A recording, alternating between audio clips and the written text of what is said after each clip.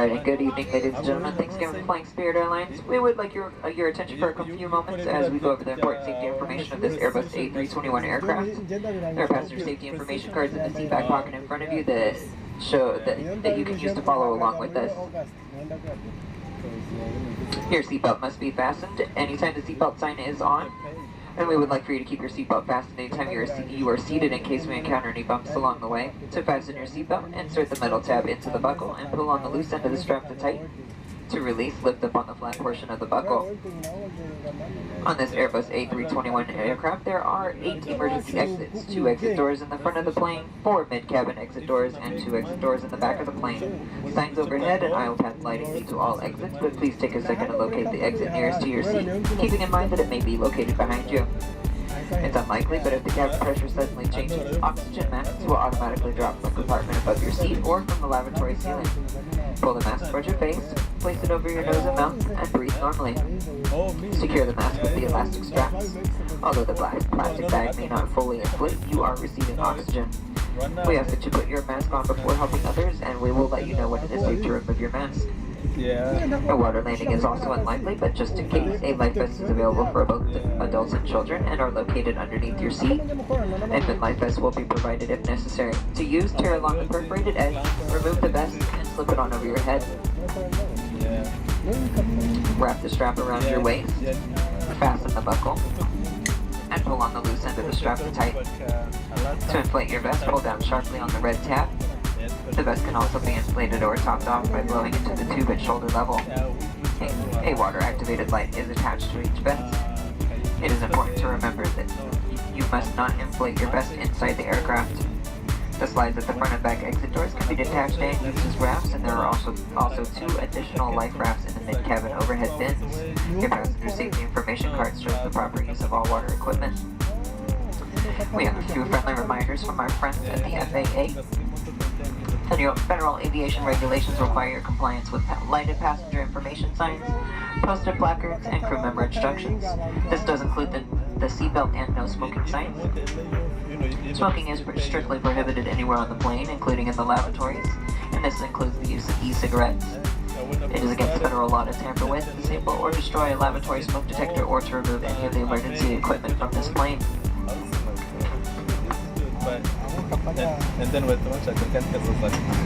In preparation for takeoff, we ask for you to make sure that your seatbelt is securely fastened. Your carry-on items are stowed underneath the seat in front of you. Your tray tables have been put away. And if you're seated in the emergency exit row, your window shade is fully open. We will be dimming our lights for takeoff, so for your convenience, you will find a reading light, air vent, and the flight attendant call button in the overhead panel. For now, we ask for you to sit back and relax and enjoy your 1 hour and 45-minute flight to Chicago.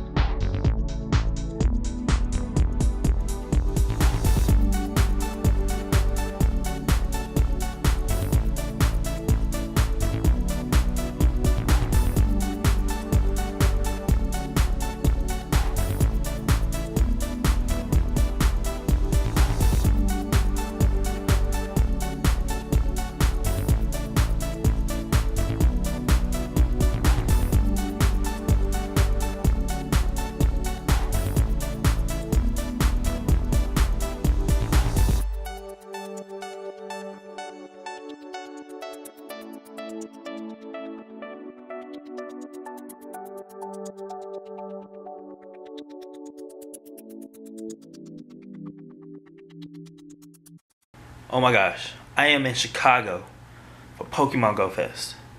Starts tomorrow, less than, I don't know, 12 hours or so. It's gonna be on. Sprint, you screwed up this, but I'm still gonna be in there. Couldn't get my 1 hour early entry pass because only places that had it were in Chicago. You should have stated that beforehand. I would have came to Chicago and picked mine up first. And I got to here too late tonight to go to a Sprint store to pick it up.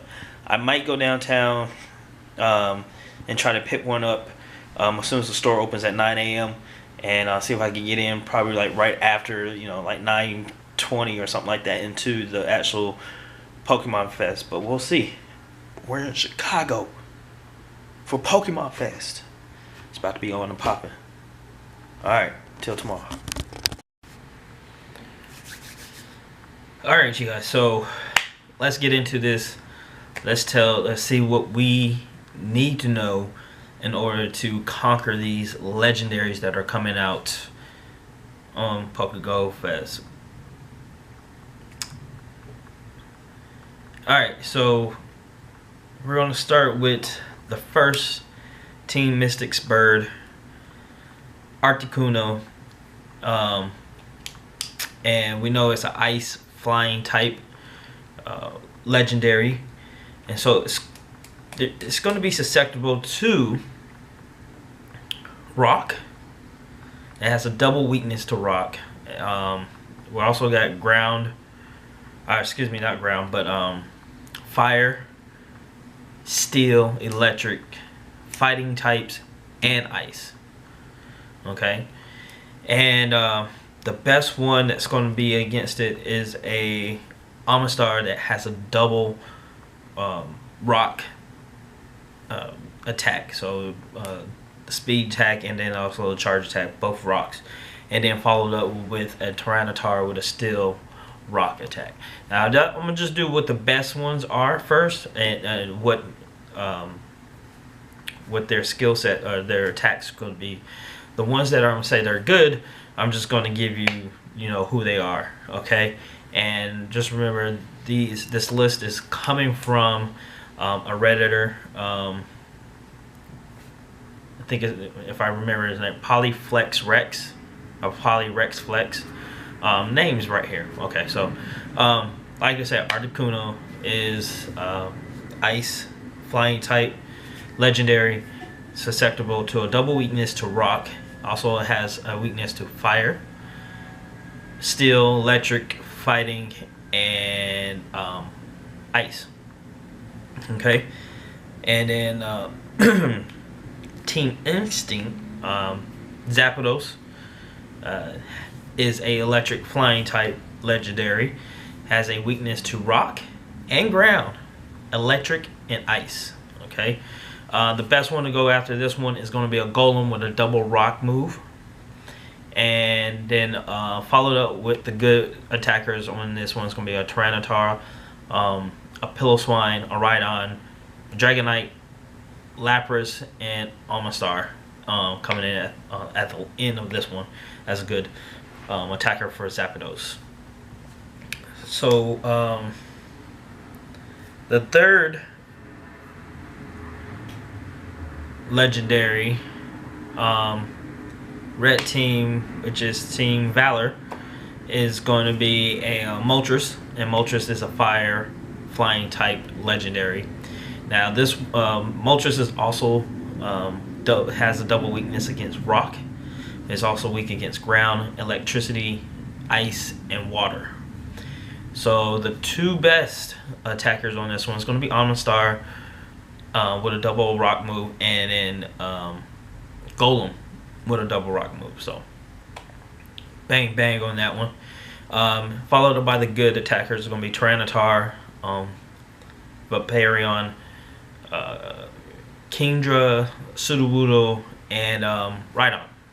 Okay, finally Rhydon gets in there as attack and everything like that. So those are the three Gen 1 legendaries that are going to be released on Pokemon Go Fest for those here in Chicago at the actual festival and everything like that. And then, like they said, if we complete it and actually catch that legendary, it will be released into the rest of the world the following day. Okay, so the other two that were present inside the video, the trailer for the Pokemon Go legendaries are being released, video by Niantic and Pokémon Go Company, is Gen 2 legendaries, Ho-Oh and Lugia. Excuse me.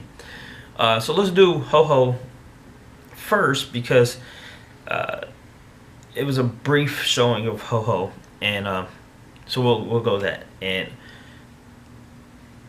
I'm pretty sure these two will be able to be caught by no matter what team you're on. But I think the first three are going to be a team event. So if you're Team Valor, then you're only able to get Moltres, Team Mystic, Articuno at that time. I'm not sure, just speculation on my part because it just seems like they're having a team events, but like we'll see tomorrow.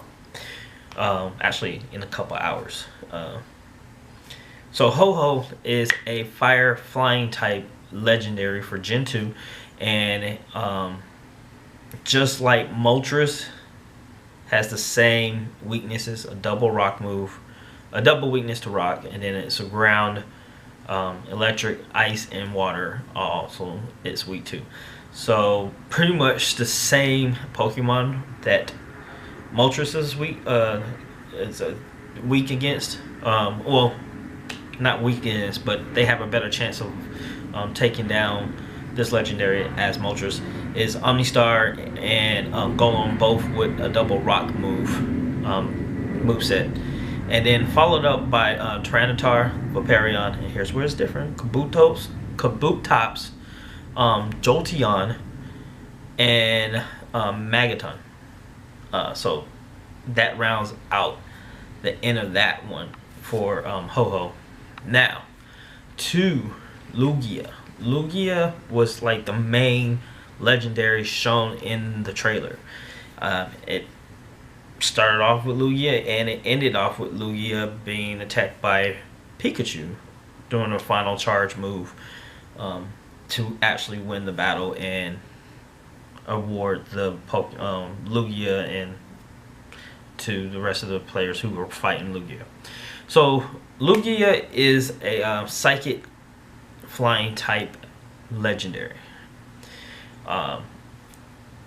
Its weaknesses are to rock, dark move, bug, electric, ghost, and ice. And so that's a lot of that's a lot of different weaknesses to it. Man, it's a strong Pokemon though. It's a legendary. So two best Pokemon to go against Lugia is going to be a Tyranitar with a double dark move or a dark rock type move set, and then Gengar. Yes, Gengar with a ghost dark, a double ghost move set or a dark ghost move with the ghost being the charged set. And the rest of them that are going to be good against Lugia is going to be Jolteon, Jinx, Houndoom, Magaton, and Raichu. So there you go. Those are the Pokemon that are going to be good to attacking these legendaries. If you're at Pokemon Go Fest and you're watching this real quick between catching Pokemons and battling and everything like that, that's good. Now for everybody else who's out in the world and don't have a chance to go against the legendaries just yet, this is a good chance to start getting this information and everything like that. I'm gonna leave a link into the actual list that's provided by the Reddit user. Like I said, I'll leave his name at the bottom also, but it's a link to his actual page on Reddit, so you can download this onto your cell phone, so you can have it at hand when you're ready to battle on these raids and stuff like that. So this is going to be the legendary part of the raids that's that I'm doing. So I will be doing level 3 and level 4 raids. Now I'm pretty sure that level 3, I'm pretty sure all the raids are going to change after this Pokemon Go Fest. It's probably going to change all the raid bosses, but who knows. But here we go. I need to finish editing this, get some rest, and then because I'm gonna have to go down to Grant Park early in the morning. I'm still over here by the airport. Got a hotel by the airport. It's cheaper over here. And I'm gonna try take the train now. Said I'm gonna try to go to Sprint early in the morning when they first open up at 9 o'clock. I think it's the nearest one by Grant Park, and see if they still have any rest bands for me to be able to get in an hour early. If not, then I'm pretty sure I'm probably enter a little bit late. I don't know, because I'm pretty sure people are going to be down there early at 8 o'clock in line trying to get into the event and everything like that. So hopefully I can get a wristband, please, and then I can get in early regardless. So, all right, until tomorrow, I will see you later.